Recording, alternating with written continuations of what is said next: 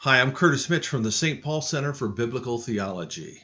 And today I want to offer a short reflection on the gospel reading for Monday, March 30th. Today's gospel reading is the Gospel of John, chapter 8, verses 1 through 11. And this is the famous story of the woman who was caught in adultery. Now, before we just jump into the text and discover what lessons God has for us here today, I want to take just one step back and try to put this whole episode in its proper context so that we can understand what's going on, and then we'll apply it to our own lives. If you've been following along in the Gospel of John up to this point, up to John chapter 8, you realize that the Gospel of John is a story of escalating tension. All right? There was this slow buildup, this growing animosity between Jesus and the rulers of Jerusalem, the authorities who are in charge. Okay? And this animosity, this tension is building to a point where it's almost ready to explode into violent action. When the Jewish authorities, the Jerusalem authorities, want to arrest Jesus, make him suffer, and put him to death. One of the reasons for this, of course, is that Jesus is making claims that the Jerusalem authorities find to be intolerable. All right, very provocative and even intolerable. That Jesus is claiming to be the one that God has appointed to judge the living and the dead. That Jesus is claiming to be equal to the Father, that Jesus is claiming to raise the dead with his own voice. And of course, we know from John chapter 2, Jesus is the one who was cleansing the temple of its merchants, right?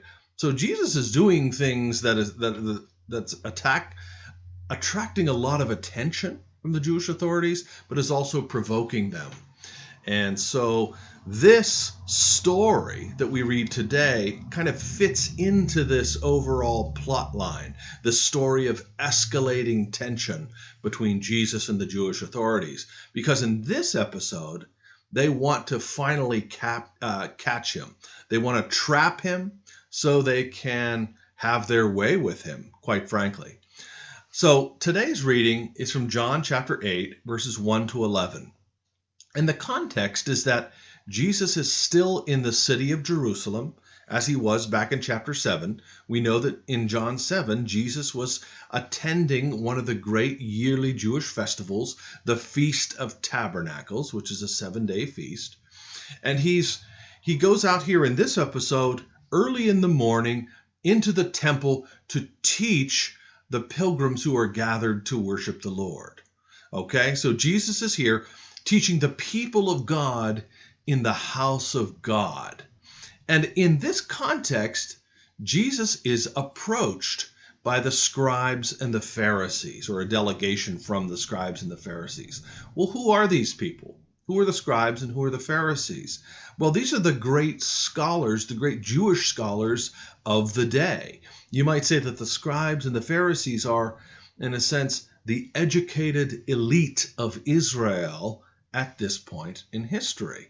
Okay, so you might think of the scribes and Pharisees almost like theologians and biblical scholars and canon lawyers kind of all rolled into one. All right, these are the guys that know the religion of Israel like no one else. And they approach Jesus and they put him to the test. So let's read here in verse 3. We are told that after Jesus goes to the temple early in the morning and he's teaching the people, that the scribes and the Pharisees brought a woman who had been caught in adultery. And placing her in their midst, they said to him, "Teacher, this woman has been caught in the act of adultery. Now in the law, Moses commanded us to stone such. What do you say about her?" Okay, what do you say about her? And then the key here, the most important verse in some way here is verse 6. They said this to test him. All right. Now, in the original language of the gospel, that this notion of testing can also include the notion of putting to the proof or even tempting. All right. There is malicious intent behind the test that is being put before Jesus at this point. And what is the test? The scribes and the Pharisees find a woman who is caught in the very act of adultery. They bring her to Jesus in the presence of the crowd, in other words, in a public context, and they put a question to him that they think represents a dilemma or a catch-22. They think that they have found a way to paint Jesus into a corner so that he will not escape their grasp once again, as he seems to continually be able to do throughout the gospel narrative. All right. And so what's the catch? What is the catch-22? What's the dilemma that they think that they have pinned him in? Well, the first thing is they think that either Jesus will discredit himself or Jesus will incriminate himself. All right, he won't be able to slip through their fingers this time because he'll either discredit himself or he'll incriminate himself. How would he discredit himself? Well, they bring to him a woman caught in adultery, and according to the law of Moses, in Leviticus chapter 20 and in Deuteronomy chapter 22, according to the Torah or law of Moses, adultery is a capital crime. It is punished with the death penalty. Both the man and the woman involved in an act of adultery are both to be put to death, thereby purging evil from the midst of Israel. All right? So if Jesus were to come out and say, no, we can't stone her, no, we ought to save her life, or what have you, Jesus would be contradicting the law of Moses and thereby discrediting any claims that he might bring forward that he is the Messiah, the chosen one of God, the one appointed to redeem God's people. Because he can't be teaching in opposition to the law of Moses and hope to be accepted as Israel's Messiah. All right, so either he's going to discredit himself in this way by contradicting the divine revelation that God gave to Moses at Mount Sinai and later on the plains of Moab, or the other option, and they think that he only has two options, of course. Okay, so he's either going to be impaled on one horn of the dilemma or impaled on the other. And the other, they think, is that, well, if he does authorize the stoning of this woman, if he does say that the law of Moses should go into effect, then he won't discredit himself, but he will incriminate himself. Why is that the case? That's the case because at this point in history, the Romans are in charge. Okay? Judea is under Roman government at this point in history.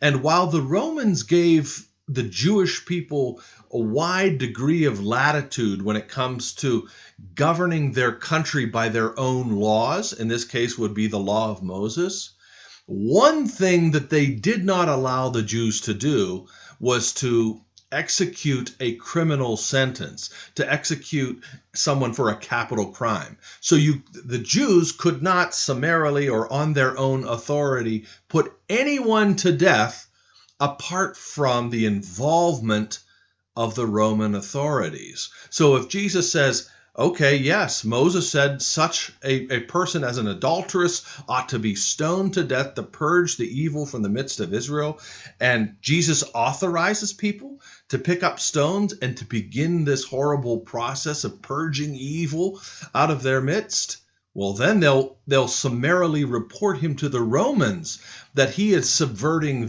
their law, not the law of Moses, but the law of Rome. And so Rome will come down hard on Jesus. They will arrest him. They will dispatch with him, and they think their problems will be over. So they think those are the only two options that are essentially set before Jesus. But Jesus, of course, who was always one step ahead of his enemies and those who are hostile to him, actually finds a way to evade the trap. In fact, Jesus doesn't even simply slip through their fingers as though there was a third way, there was an escape hatch in this dilemma that they've created for him. In fact, he turns the tables on those who are trying to trap him. All right? On the scribes and the Pharisees who think they've got him cornered. All of a sudden, the tables are turned on them. All right? So we read that Jesus bends down, he begins writing on the ground. We're not quite sure what he was writing. And he says, "Let him who is without sin among you be the first to throw a stone at her." So did Jesus authorize the stoning? Yes and no, right? All right.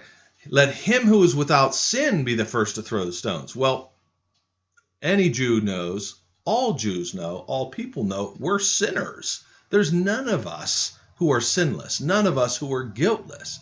And so they begin to walk away. All right. And John says it's beginning with the eldest, which could mean those who are oldest and wisest among them, or it could be a reference to the Zechariah or the elders of Israel, those who were leaders among the people. They were the first to kind of catch it. They were the first to understand what exactly Jesus was saying. Because if they start throwing stones, well, the Romans are going to come down on them as well. All right. So that's the way Jesus evades the trap. He turns the tables on his accusers, and then he turns all the attention to this woman in the center.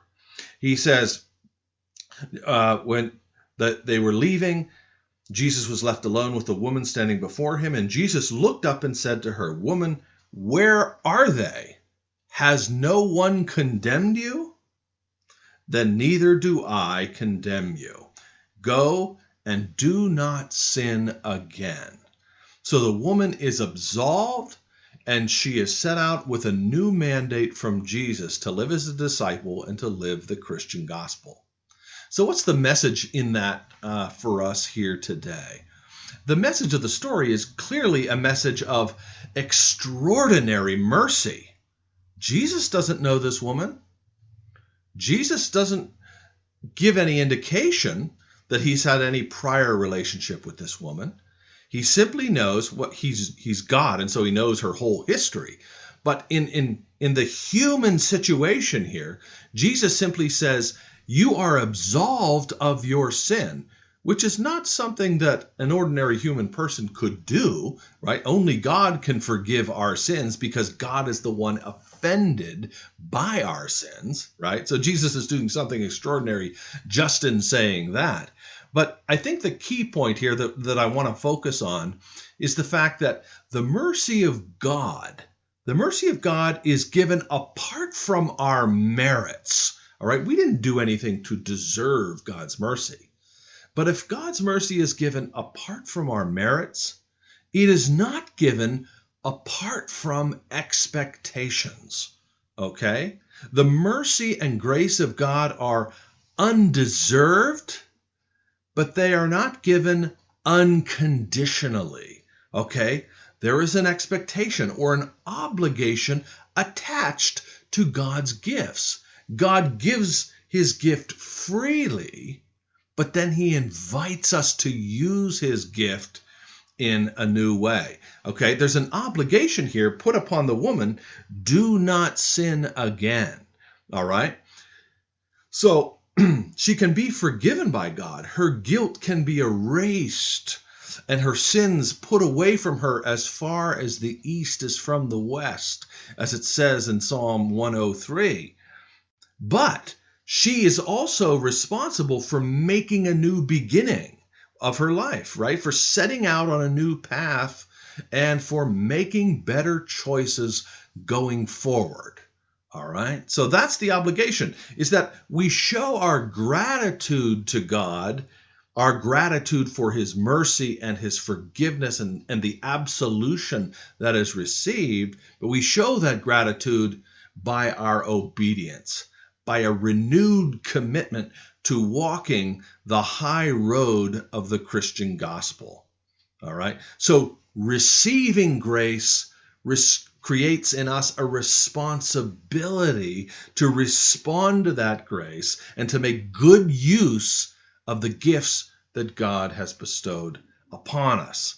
All right, so this is one of the things that I try to think about. Maybe this would be helpful for you as well, I'm not sure. But when I step out of the confessional, I've just confessed my sins, I've just received absolution from the Lord. I try to remember when I'm closing the door, go and sin no more. It's that resolution that we're going to make better choices going forward. We're going to commit ourselves to living by the gospel more ardently. Now, we can't do that without God's grace, but we can cooperate with God's grace. I can show my gratitude to God for his extraordinary forgiveness, which I don't deserve, by living in a way that glorifies him from this day on. All right. So I hope that's helpful for you. And it's something that we need to think about and celebrate, especially during the time of Lent, that the mercy of God is a gift that we don't deserve, but it's also a gift that we need to make good use of in our lives. So until next time, the Lord bless you and keep you. The Lord make his face shine upon you and be gracious to you. The Lord lift up his countenance upon you and give you peace. God bless.